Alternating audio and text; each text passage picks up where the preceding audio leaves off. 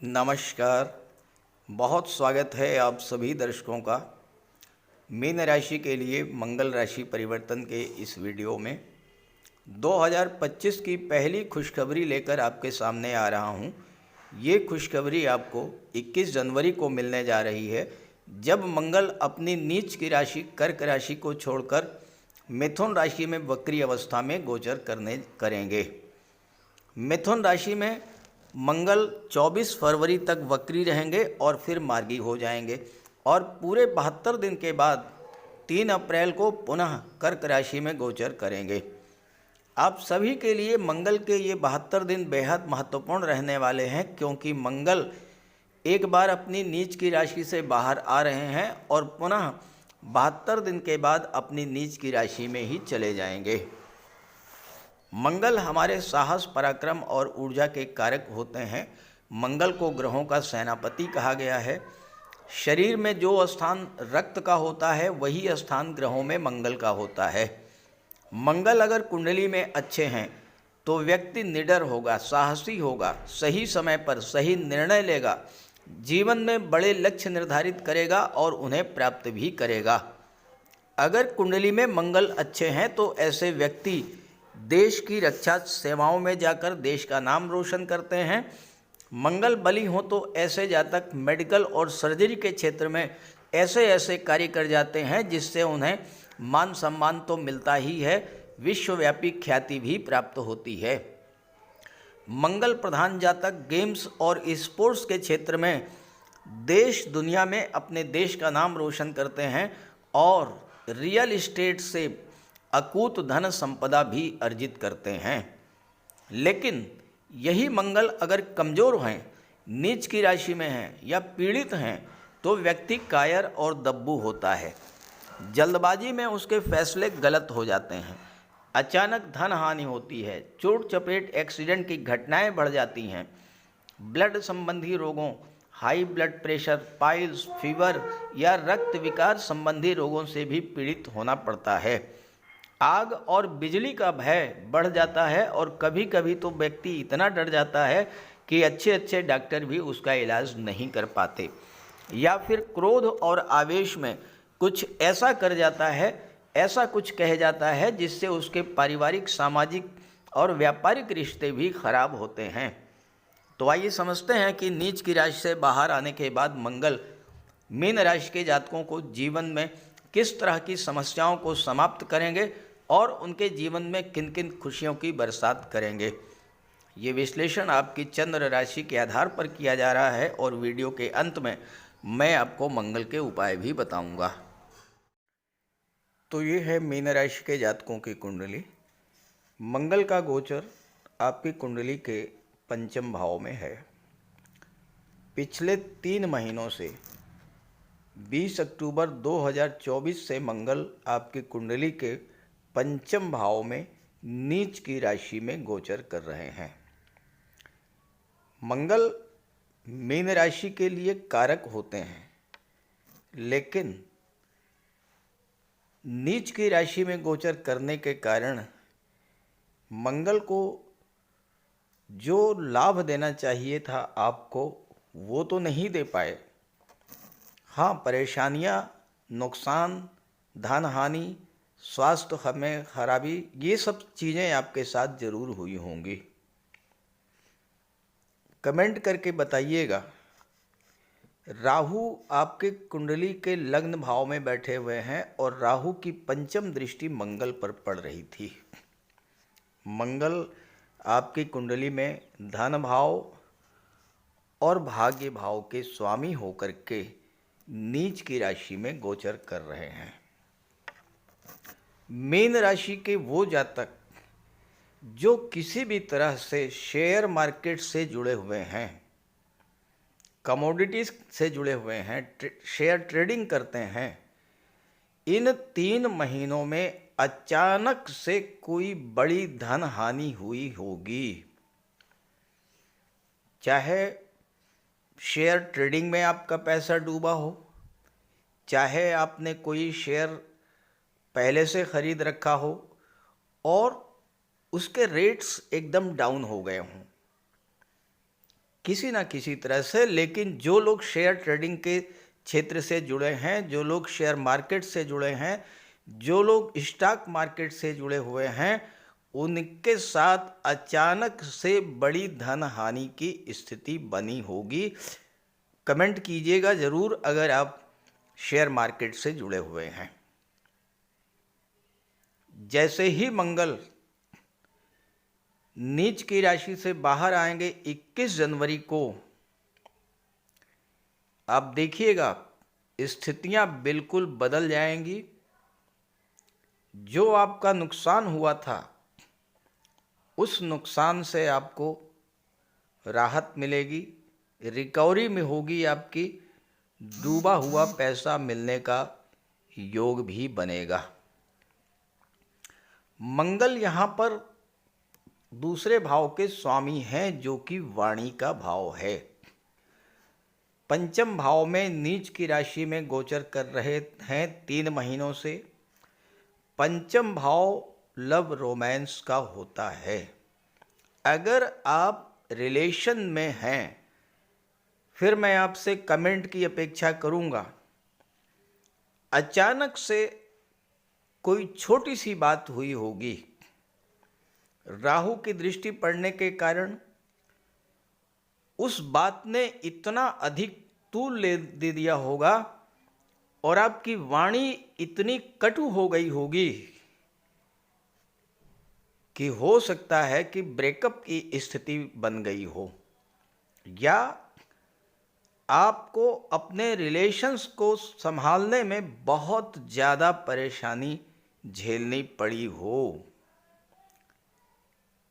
कोई ना कोई बात ऐसी जरूर हुई होगी, और कोई बड़ी बात नहीं, बहुत छोटी सी बात हुई होगी, लेकिन उस छोटी सी बात ने इतना बड़ा तूल ले लिया होगा, वो बात इतनी बढ़ गई होगी कि आपके संभाले नहीं संभली होगी। अगर आप मीन राशि के हैं और रिलेशन में हैं, संतान के साथ संबंध खराब हुए होंगे। जो गर्भवती माताएं हैं उनके लिए मंगल का पंचम भाव में नीच की राशि में गोचर करना सीजेरियन ऑपरेशन की स्थिति लेकर के आया होगा। संतान की प्राप्ति ऑपरेशन के द्वारा ही हुई होगी, क्योंकि मंगल ब्लड और सर्जरी के कारक हैं। मंगल की दृष्टि पड़ रही है 8वें भाव पर। 8वां भाव विघ्न बाधाओं का, रुकावटों का होता है, परेशानियों का होता है, कमर के नीचे के रोगों का होता है, ब्लड संबंधी रोगों का होता है। और मंगल नीच की राशि में गोचर कर रहे हैं। जो सीनियर सिटीजन हैं, जो ओल्ड एज के हैं, या जिन्होंने स्वास्थ्य को लेकर के जरा भी लापरवाही बरती होगी, तो आप कमेंट कीजिएगा। अचानक आपका स्वास्थ्य बहुत ज़्यादा खराब हुआ होगा। और चूंकि दूसरे भाव के स्वामी हैं मंगल, जो कि आपके भोजन का होता है, हो सकता है कि किसी जातक को फूड पॉइजनिंग की स्थिति से भी गुजरना पड़ा हो। दूसरा भाव धन का होता है, धन के संचय का होता है, पेरेंटल प्रॉपर्टी का होता है, परिवार का होता है। और आपके संबंध इन 3 महीनों में किसी प्रॉपर्टी को लेकर के अपने परिवार के लोगों के साथ रिलेशंस आपके बहुत ज़्यादा खराब हुए होंगे।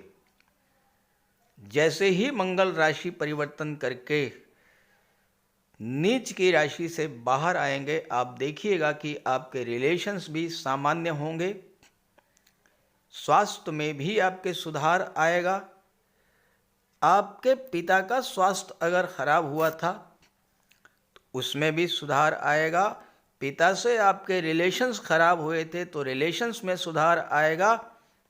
और सबसे बड़ी बात यह है कि इस गोचर काल में अगर आप उच्च शिक्षा के लिए विदेश जाना चाहते थे या उच्च शिक्षा के लिए किसी अच्छे इंस्टीट्यूट में एडमिशन चाहते थे, उसमें भी समस्या आई होगी। और सबसे बड़ी समस्या जो आपके सामने आई होगी, वो आई होगी आपकी इनकम को लेकर। आपके सोर्स ऑफ इनकम कम हो गए होंगे, धन प्राप्ति में बाधा आई होगी, और आपके जो फ्रेंड सर्किल है, आपका जो सोशल नेटवर्किंग है, उसमें भी समस्या बनी होगी। लेकिन जैसे ही मंगल राशि परिवर्तन करेंगे, नीच की राशि से बाहर आएंगे, आप देखिएगा कि आपकी इनकम तेजी के साथ बढ़ने लगेगी। आपके फ्रेंड्स जो आपसे नाराज चल रहे थे, वो एक बार फिर से आपको सहयोग करेंगे। परिवार का आपको सहयोग मिलेगा। अच्छे इंस्टीट्यूट में आपका एडमिशन भी हो जाएगा, और विदेश जाना चाहते थे उच्च शिक्षा के लिए, तो विदेश जाने का सपना भी आपका पूरा होगा। और चूंकि मंगल की दृष्टि, 8वीं दृष्टि 12वें भाव पर भी पड़ रही थी, हो सकता है कुछ जातक जो विदेश में थे, वहां भी उनके सामने स्वास्थ्य को लेकर, पैसे को लेकर या रिलेशंस को लेकर के उनके जीवन में समस्याएं आई होंगी। लेकिन जैसे ही मंगल राशि परिवर्तन करेंगे, आप देखेंगे कि आपके जीवन में जो समस्याएं चल रही थी, वो धीरे धीरे समाप्त होना शुरू हो जाएंगी। 21 जनवरी को मंगल अपनी नीच की राशि से बाहर आएंगे और कुंडली के चौथे भाव में गोचर करेंगे। यहाँ मंगल धन भाव और भाग्य भाव के स्वामी होकर के चौथे भाव में गोचर करेंगे। मंगल एक त्रिकोण के भाव के स्वामी होकर के केंद्र के भाव में गोचर कर रहे हैं, तो यहाँ पर केंद्र त्रिकोण राजयोग बनेगा और आपको इस केंद्र त्रिकोण राजयोग का पूरा पूरा लाभ मिलेगा। प्रॉपर्टी को लेकर के कोई विवाद था, वो तो समाप्त होगा ही। अगर आपके मन में कोई प्रॉपर्टी खरीदने की इच्छा थी और आप बहुत दिनों से प्रयास कर रहे थे, लेकिन आप वो प्रॉपर्टी नहीं खरीद पा रहे थे, मंगल केंद्र त्रिकोण राजयोग बनाएंगे और आपको उस प्रॉपर्टी खरीदने का एक बहुत अच्छा अवसर प्राप्त होगा। यहाँ मंगल की दृष्टि दशम भाव पर पड़ेगी, तो आपके कार्य क्षेत्र में जो गतिरोध बना हुआ था वो समाप्त होगा। मंगल गति के कारक होते हैं, तो आपका कार्य तेजी के साथ आगे बढ़ेगा, आपका करियर ग्रो करेगा, प्रोफेशन ग्रो करेगा। और एकादश पर भी मंगल की दृष्टि पड़ेगी, तो जितना तेजी से आपका काम कारोबार आगे बढ़ेगा, उतना ही तेजी से आपको धन की प्राप्ति भी होगी।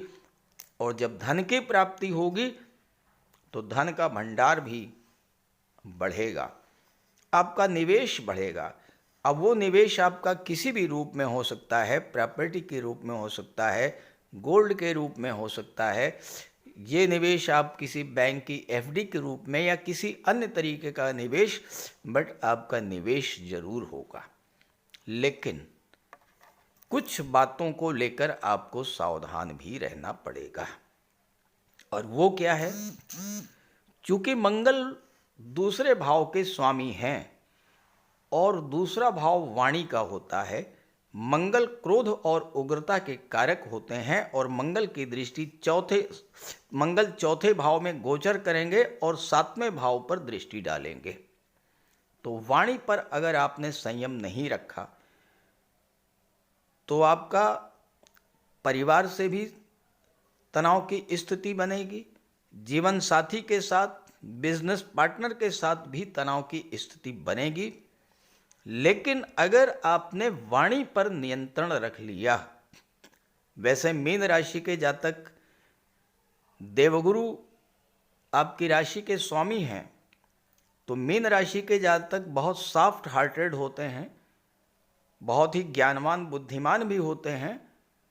तो जहाँ तक मैं समझता हूँ कि आप अपने क्रोध पर नियंत्रण कर ले जाएंगे, और अगर क्रोध पर नियंत्रण कर लिया आपने तो आप ये समझिए कि भाग्य भी आपका पूरी तरह से साथ देगा, प्रबल भाग्योन्नति भी होगी। अगर किसी तरह की कोई समस्या आती है तो आप मंगल का उपाय करते रहिएगा, बजरंग बली की आराधना कीजिएगा, हनुमान चालीसा का पाठ करते रहिएगा, बजरंग बली के मंदिर में जाइए, बजरंग बली को चोला चढ़ाइए, बजरंग बली के सामने बैठिए, वहाँ हनुमान चालीसा का पाठ कीजिए, अपने कष्ट बजरंग बली से कहिए, प्रार्थना कीजिए कि भगवान हमारे कष्टों को दूर करो, और बूंदी का प्रसाद चढ़ाइए और गरीबों में वितरित कर दीजिए। ये सब करेंगे तो आपके लिए बहुत अच्छा फल प्राप्त होगा। नमस्कार।